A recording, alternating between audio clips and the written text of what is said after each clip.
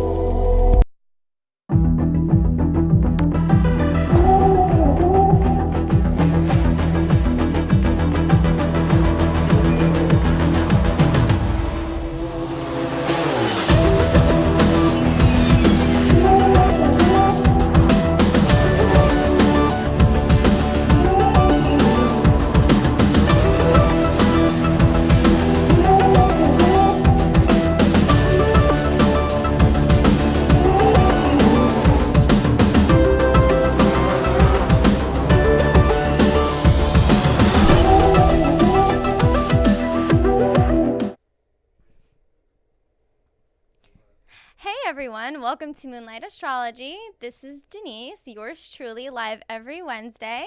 I have here repeat guest Rose Correa, psychic coach. Hey. We have a lot of fun things that we're going to be talking about today.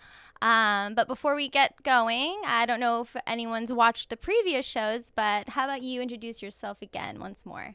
Well, my name is Rose Correa. I'm a psychic coach, medium, clairvoyant, clairsentient, so many things in one body. And I am here with Denise quite often now. Mm-hmm.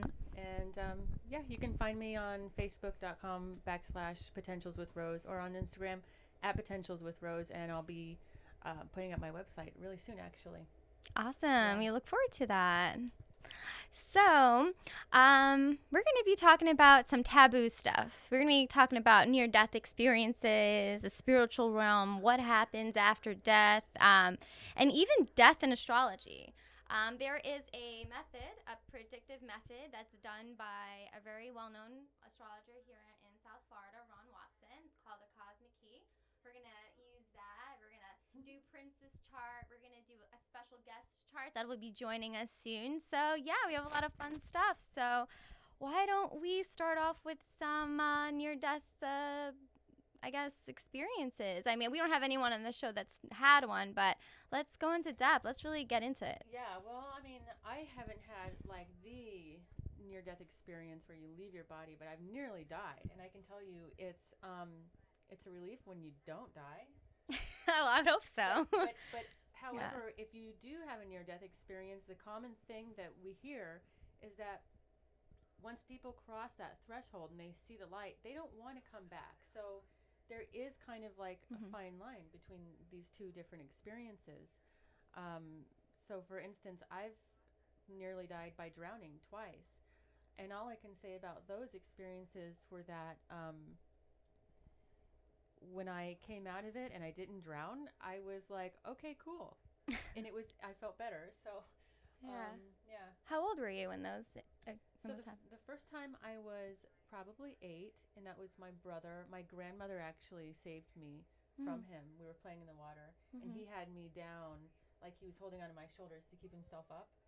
And then the next time I almost drowned, I was 16, and I was in the Rappahannock River in Virginia, and the tide pulled me under. And then as soon as I stopped struggling, I released resistance. I came right back up. Interesting. And I think that's kind of what death is all about. Resisting, releasing resistance. Absolutely. Yeah, absolutely. I believe that. And I mean, if anybody wants to chime in, if anybody has a near-death experience, if it's changed them in any way possible, way, shape, or form, feel free to write a comment. We'll read it on air. I actually, when I used to work at one of my jobs, we had a guest. I used to work in hospitality. So we used to have a guest that would come, and he actually went through a near-death experience during the summer. I didn't see him for quite some time, but he was a different person that time, the next time I saw him. And he told me that when it happened, he was on the operating table, and I think he went into cardiac arrest. Wow. And he said that he saw himself outside of his body. and he said just, you know, he felt comfortable, didn't feel any pain, understood what was going on, but he could see himself outside of his body. And you know, after he came out, he said, "I'm a different person," and he was, honestly, he was different from when I first met him. How did he seem different to you? I'm curious. Well, I believe it, but I know that there are some telltale signs. mm-hmm. Well, funny thing is, he told me that, you know, more time that goes by, the more he forgets it. And I told him, well, you better write a book. You better do something, because you don't want to forget something like that. You want to share it with people. Right. And no, he's just, I think, more patient, more understanding, and more loving. Like, he was more, I don't know. He seemed happier. He just seemed like a kinder person. Like after. More relaxed. Yes, Yeah. more relaxed. And like he seemed like he knew something that we didn't, you know, that no one else knew.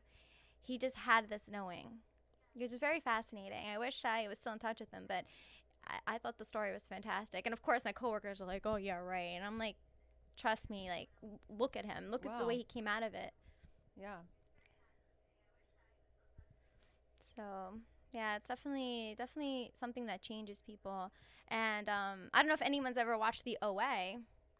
I love that show. Yeah, it's awesome. I mean, the main character, Prairie. Yeah. She was fantastic. You know, have you watched that all the way until the end? Yeah. So people are really confused. Yeah. So there are two different kinds of people Mhm. out there, I guess, if you want to say that. But as far as the viewers of the OA, there are the people who think that because of the ending where the detective found those books under her bed, that she was delusional, and that she was reading all this information and then getting a crowd of people together to manipulate them. Yeah. So there's there's a type of viewer who thinks that, and then there's the other kind of viewer who Mhm. thinks, oh, well, she's telling a legitimate story, because those things are hard for people to believe until they've experienced a near-death experience themselves, you know, Right. and why people would be fascinated with. Why do you think she had all those books there? Well, from what I read, that there was a theory Mhm. that it could be because just the placement of, Mhm. you know, the direction around those scenes, it could be that the detective planted the books there. Yeah. To try to actually help her find the guy who was trying to make everybody die and come back to life. Mhm. Or it was to just research on what she had experienced, which I can relate to. Yeah, you'd want to Yeah. understand what you went through. Yeah, absolutely. Clearly. So yeah, that's a fascinating show, and Mhm. it makes a lot of sense in respect to what I've been through as far as out-of-body experiences, where I was not physically dying, but I was integrating with my higher self and leaving my body. And there are sounds that you hear, you know, really profound sounds that, you know, you can relate to those sounds in waking life, but they're really different. Yeah. And what do you think it meant when she ate the bird, right? She ate a bird or something. She swallowed something. Oh, yeah. Yeah. Yeah, I remember that. I can't relate to eating a bird. However, I can see how that would be very symbolic, because Mhm. birds were messengers. They were our first kind of messengers in the world, and that's why the angels came out looking like they had wings. It was Mhm. a symbolism behind a bird equals a messenger, and that they wanted the angels wanted to make sure they were portrayed as messengers. So I think the bird has to do with a messenger of some sort. Mhm. Just from what I know Yeah. historically about angels and those times. Yeah, I love that show. I'm sorry for spoiling it for people who haven't seen it yet, but honestly, it's really good, and it's a little out there, but it's awesome. And what was it that, so there were the movements that she was making, that they were all making, the movements.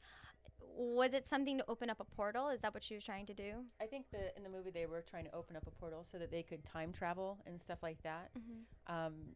You know, just the idea behind the movements, it's a really great idea. Just knowing what I know about energy in general, you're making the energy in your body move when you move yourself. Mhm. So I really like how they wrote that show. Yeah, I thought it was very unique. There's nothing out there like it. Well, I mean, they're being kidnapped. You know, they're being held against their will, and Yeah. this doctor is making them die for literally, like, what, just like 10 minutes, just Mm-hmm. long enough to die and come back, Mm-hmm. just so he can record their findings and what happened, Mm-hmm. you know? Yeah, and it's because they went through the near-death experience. Yeah, That's what it is, and that experience allows them to connect on a different level. right.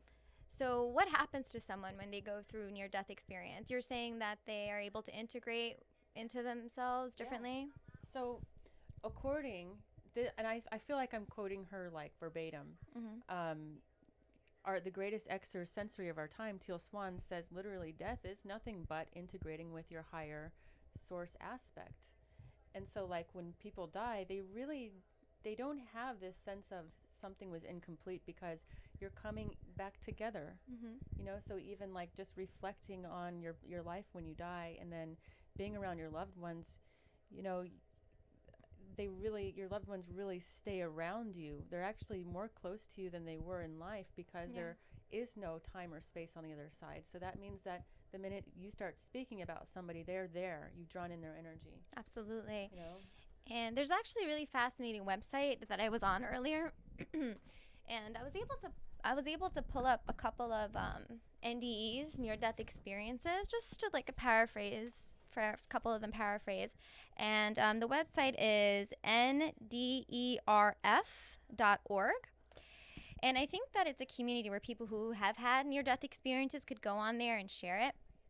And I found this one really interesting. Fiona, she said that when I left my body, I do not remember going through a tunnel. It all happened quickly. And, you know, they say, like, oh, you go through there's a light at the end of the tunnel. I don't think it's like that for everyone. She said, I did experience a most exquisite light. It was not hard to the eyes, and it was a very special light, unlike what we see here on Earth. It was vastly peaceful and gracious. The peacefulness is what I remember most.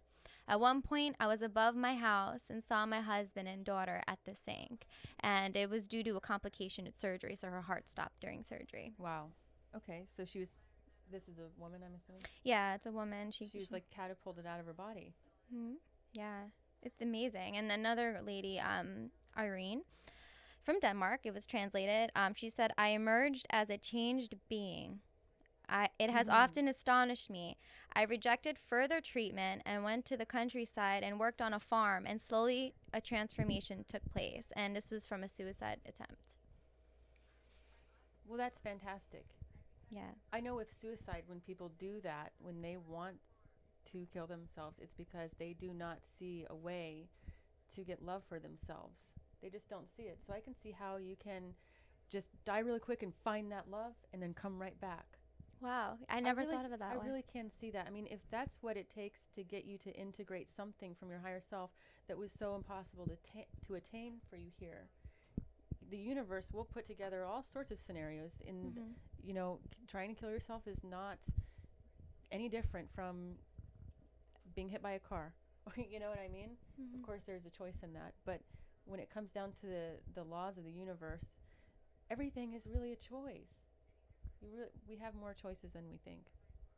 Yeah, and a lot of people think that they're always so stuck, they can't change their lives. They're always stuck in, and I understand, you know, money can be an issue, or like your family, certain things that confine you, but there are other ways to change your life that don't need to be that drastic. But there are things you can do.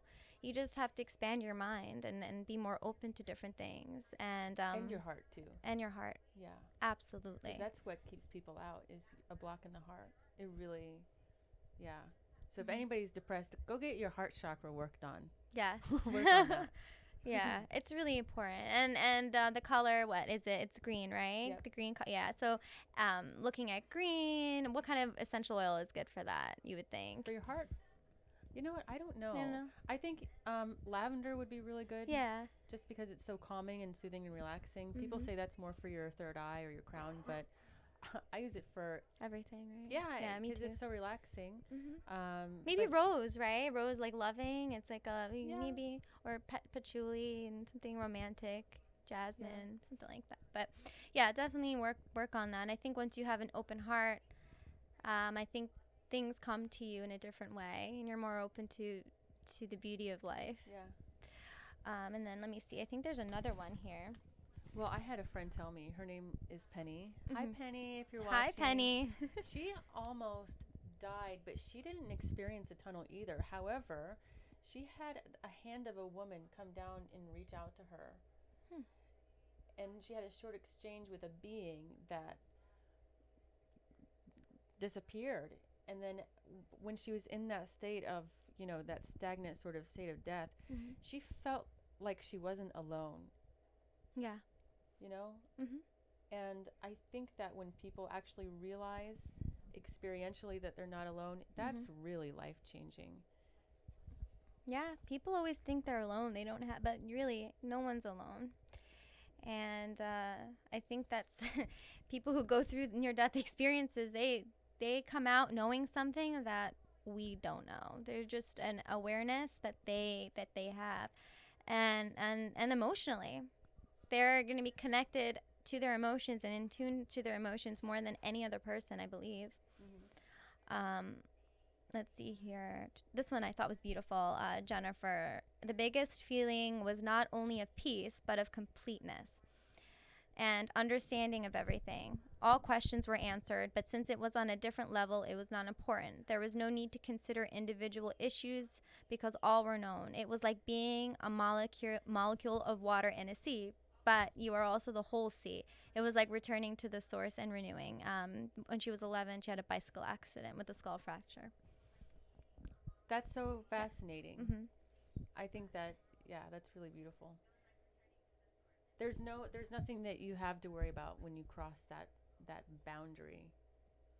Even the thought that there's a boundary between this dimension and the other dimensions, that's actually an illusion.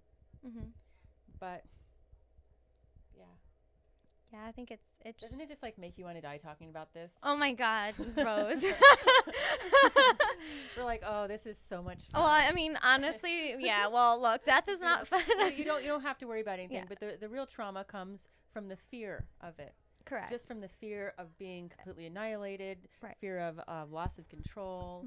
And once you cross that boundary, you realize there's nothing to fear, and that's the key. Exactly.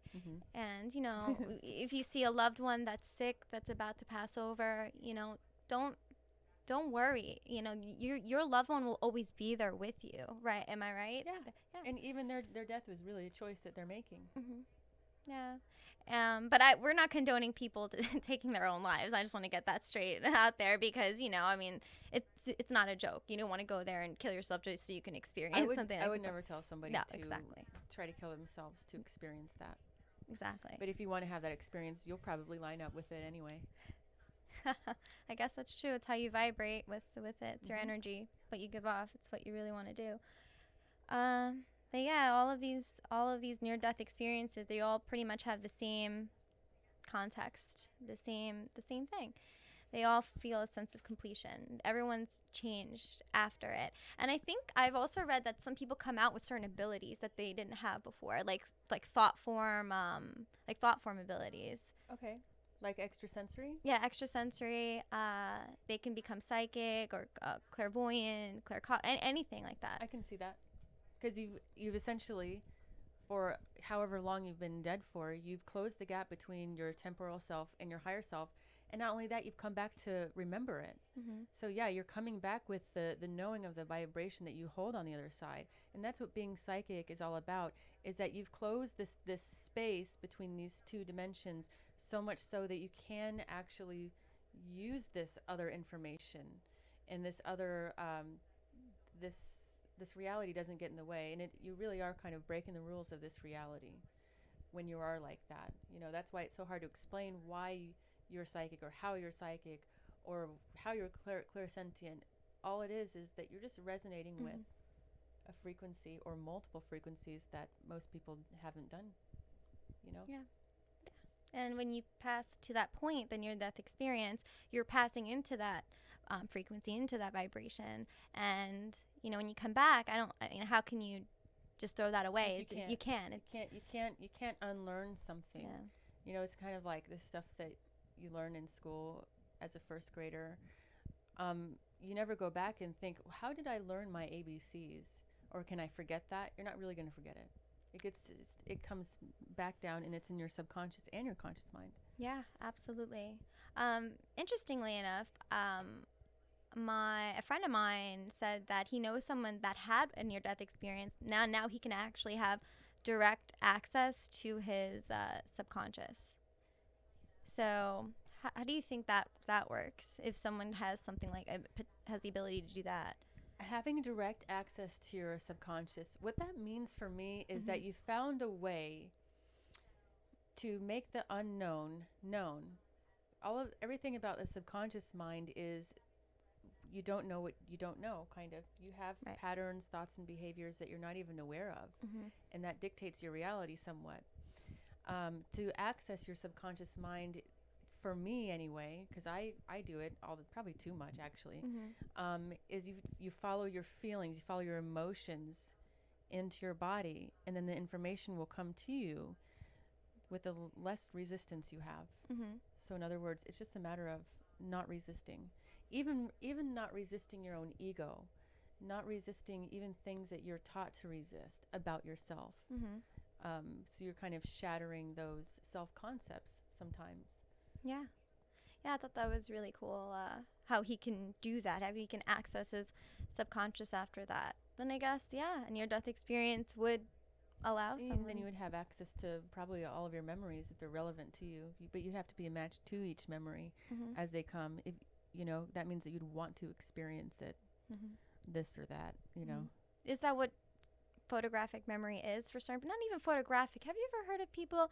Well, they do have photographic memories, but they can recall every single event throughout their entire lives. Oh, I don't know the terminology for that. I don't know either. I think that is really special, though. There are very special people, and I think that some of them even have like different traits, like possibly from autism. I think that sometimes, if somebody comes out with that out of a near-death experience, what I think it is, and I'm no expert here. This is just what I think. I think that you've damaged a part of your body somewhat, and you were able to transmute that energy into something that was really useful for you. Because when I think about that, I think about just the chakras in general and how your energy works and impacts your entire body.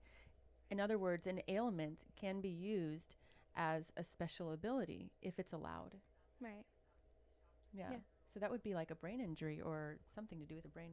Oh, absolutely, yeah. I've read plenty of studies where people have had traumatic brain injuries, but they come out having abilities and things that. You know what? Yeah.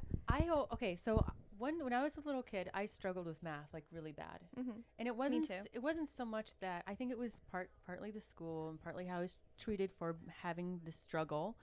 But when it comes down to it, I can learn anything I want to. Yeah.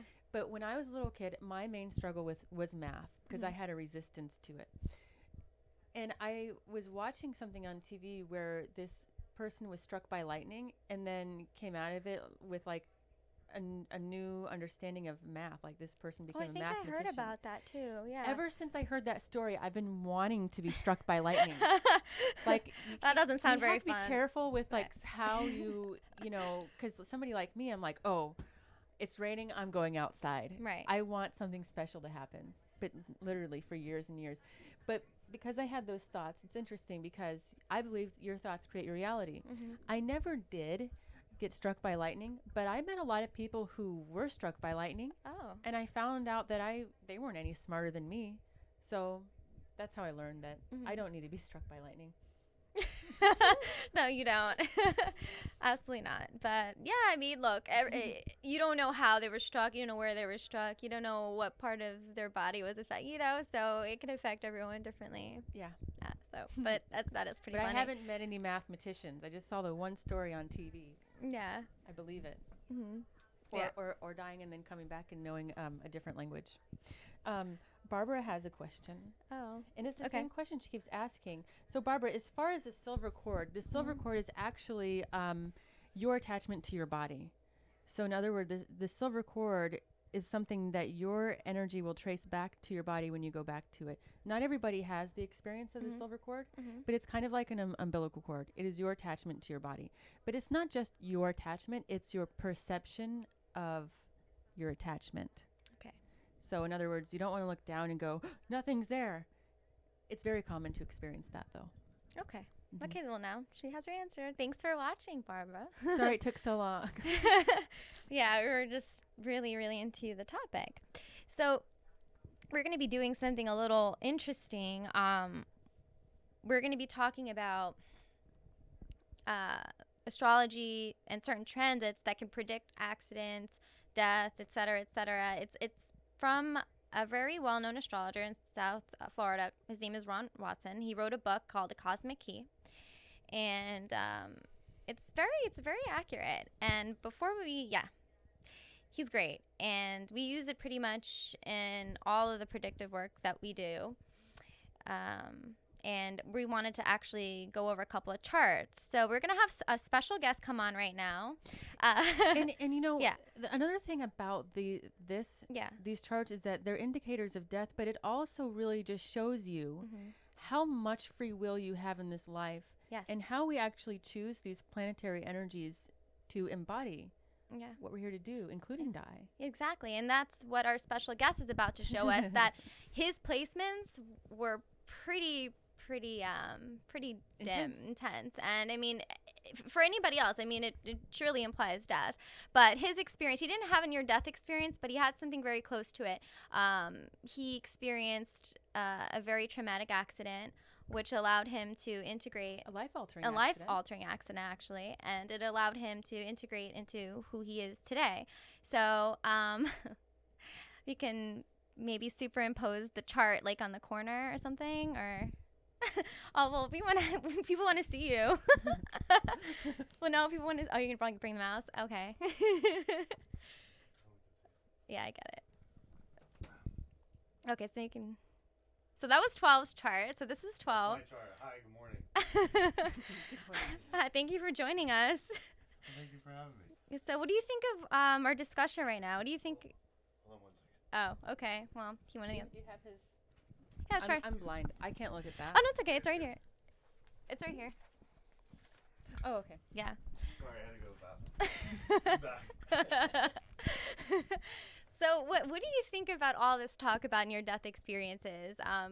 You know, you didn't have a specific near-death experience. You had something very close to it. I think what happens is when somebody goes through a severe trauma or traumatic experience, other parts of their body overcompensate for their lack of mobility or their lack of understanding towards certain things.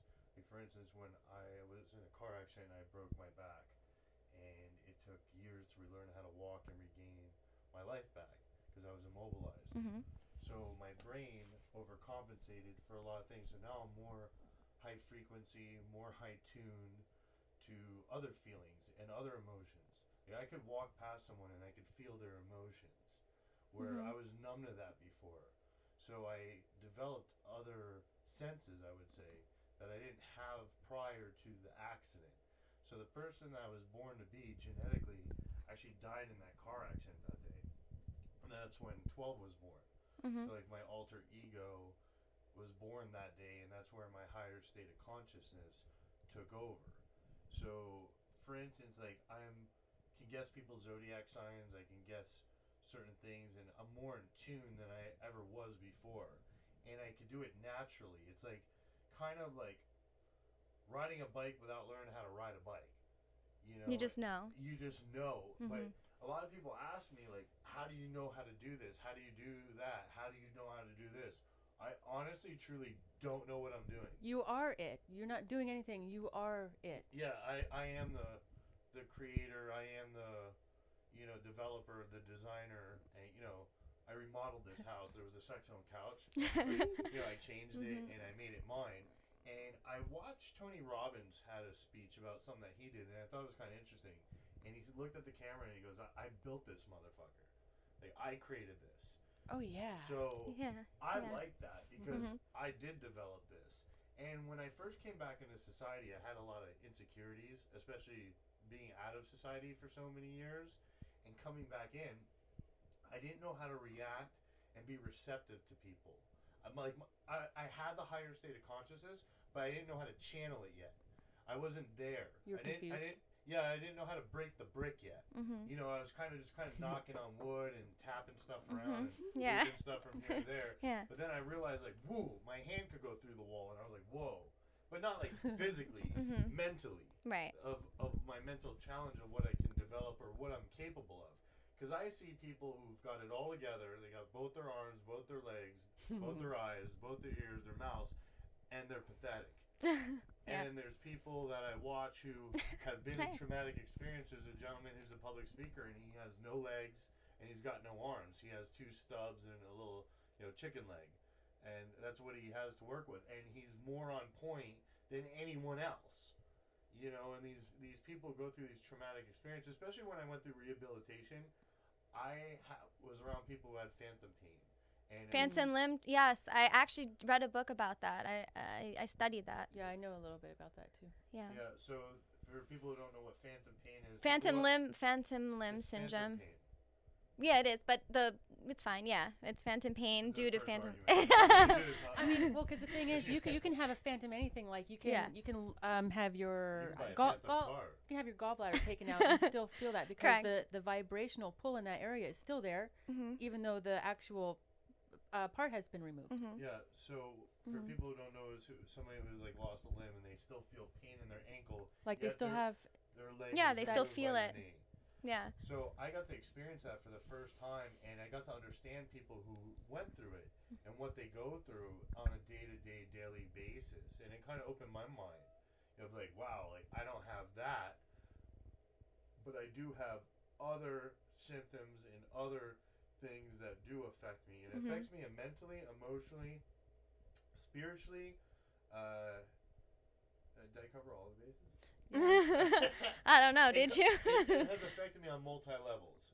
I mean, like most people are one-dimensional. I realize where I'm multi-layered, I'm multifaceted, so I could see things differently. Like I could see past the surface of a situation.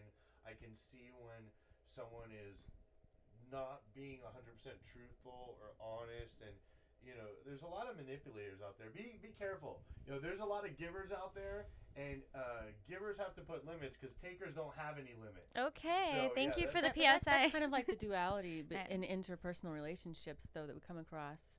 To me, is in order to learn what you don't want, you have to experience it. Yeah, like a piece of gum. Well, I can take the piece of gum from you. Like you have to taste it under. You have to.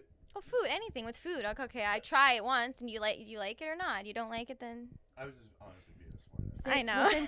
Same concept, but like more complicated, is in regards to like givers and takers. And they have my chart here. Oh guys. yeah. I gotta show you this. There's like there's a peace sign. There's a peace sign in my chart. Look, here's the chart. Yeah. And then see where the green is, but. The one that's printed out here looks like they drew extra stuff, like little hearts on it. Yeah, okay. That's a piece. There's a booger on it. That's from me. Yeah. Thanks, Rose. I thought that was the gum we were talking about. Sorry. Sorry. This is what we do. Don't be sorry. Just be supportive, Rose. Okay. So wait, so what do you think happened to him then during that accident? You're saying, he was saying that his sensory, everything changed. He had an awakening. And I think that's why he has the yod in his chart without the death, because he needed to have that experience for his particular style of awakening that he wanted. In other words, he could have died, but that wasn't his ultimate choice. His ultimate choice was to integrate with a part of his higher self that will allow him to sit with himself afterward for long enough to keep integrating, which would be your element. A whole new world. Yeah. And that's what it became. It was a whole new experience. Good thing I had good support, family, and friends who helped me get through it, because most people in my situation, I think, would have been addicted to drugs because our system and how it's run, it's a constant mill of just throwing them on the mill like turkey and getting them through the door and getting them the pills that they need. And in the sales behind the pharmaceuticals and everything. Oh, sure. It's a big insurance. To me, I think it's insurance fraud. But that's how the system is, and capitalism. It's just because these drug companies work with insurance companies. It's all just. It's not about health anymore, is it? No, it's not. No one cares. It truly isn't. I went to the top specialist the top physicians, spine center at the University of Miami, spine center. This is top country under Barth Green and Dr. Wang.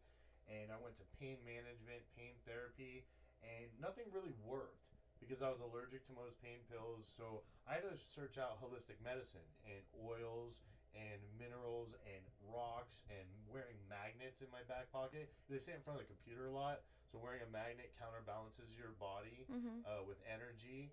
And, you know, my chakras, there's 7 chakras in your body that channels energy. And one of them's blocked because of where I had spine surgery. So I kind of go rogue down there. It's kind of like, you know, I'm kind of like a break dancer with my chakras. You know, so you definitely but some work. You're still creating, because that's the center. That's the point of your energy that is making you create. Yeah, more like a corkscrew. Okay. You know, because What? my energy is blocked, so it does something else. It transmutes some other way. Yeah, and I feel that, and I feel it when it gets cold out because I have titanium in my spine. So I feel like a big ice cube. I feel like I'm always at the rapids.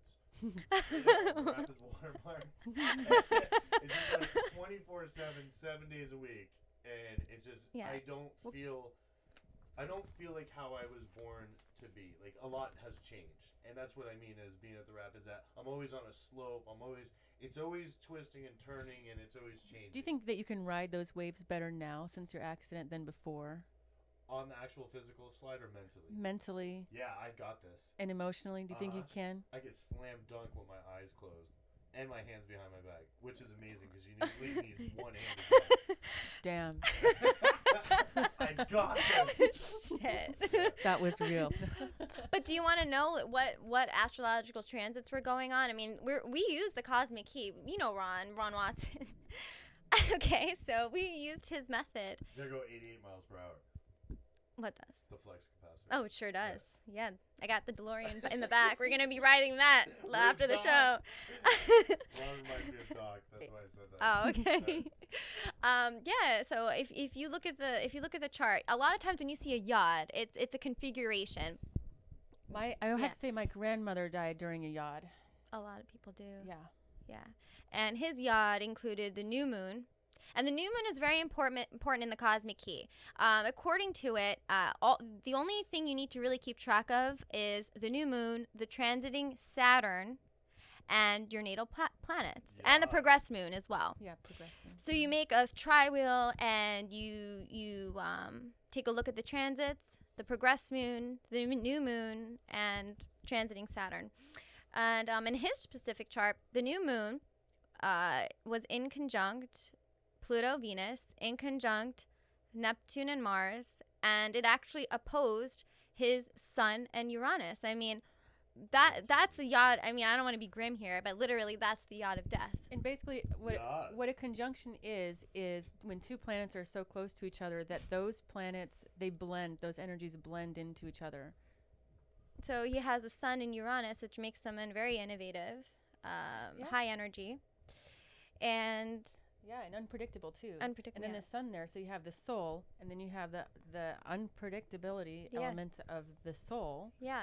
And then what else? The new moon opposing it, so the new moon triggering the unpredictability. And the opposition is this kind of back and forth, make a decision, but it's an opposite, so that's very there's a lot of tension there. Correct. Yeah. And the inconjunction or quincunx is a very uncomfortable aspect. It's not a good one. There's no blending of the energies with that. Oh yeah. So Pluto is really much the planet of death. And then you got Neptune and Mars. Ron Watson was saying that anytime someone has Neptune and Mars together in the chart, they are prone to car accidents, and they're prone to accidents in general, to drug use. True. Okay. I'll get prone to getting hit by one. I'm just kidding. But anyway, well, you weren't. Whatever. So in this chart, you can see how that was being triggered. So he has that in his chart. So a lot of times that can be triggered in his life. I mean, how many car accidents have you been in your life? No comment. That's a good answer. Yeah. Let's well, move on. Okay. I feel like I'm in one right now. Who's driving? Whatever. But But that is the aspect of death. And I know that on my Instagram, hopefully some people are watching know about astrology, and hopefully they can use this in their practice. We also have the transiting Neptune conjunct his moon, so it's hitting his moon. It's blending the energy with his moon. Let's show this chart. And what does Neptune stand for? Neptune to me is this very imaginative, illusory type of energy. It's ever expanding. It expands beyond this reality. So you're really dealing with stuff that is connected to the crown chakra.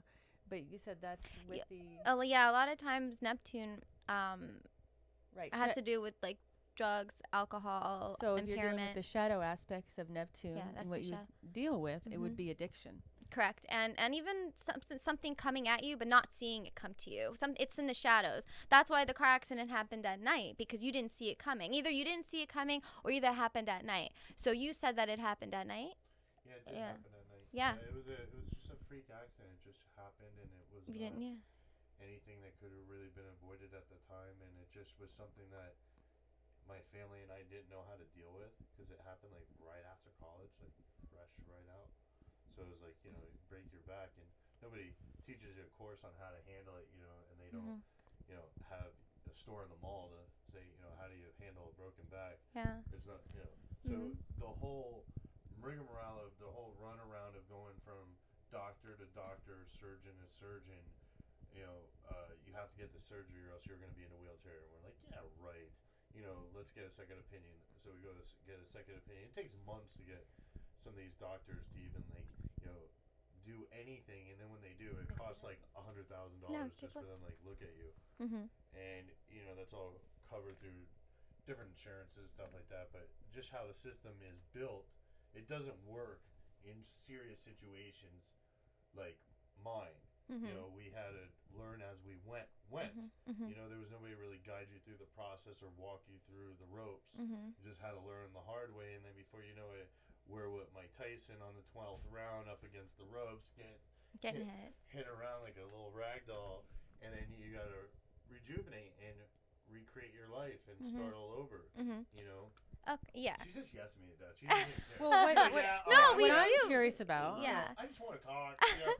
Whenever you're done, just let me know. The client's picking it. Well, I'm curious because it impacted your lower spine, and we know that Saturn represents skin, teeth, and bones. Correct. And but the lower part of your spine is connected to your root chakra and your base, your what I mean, like your foundation.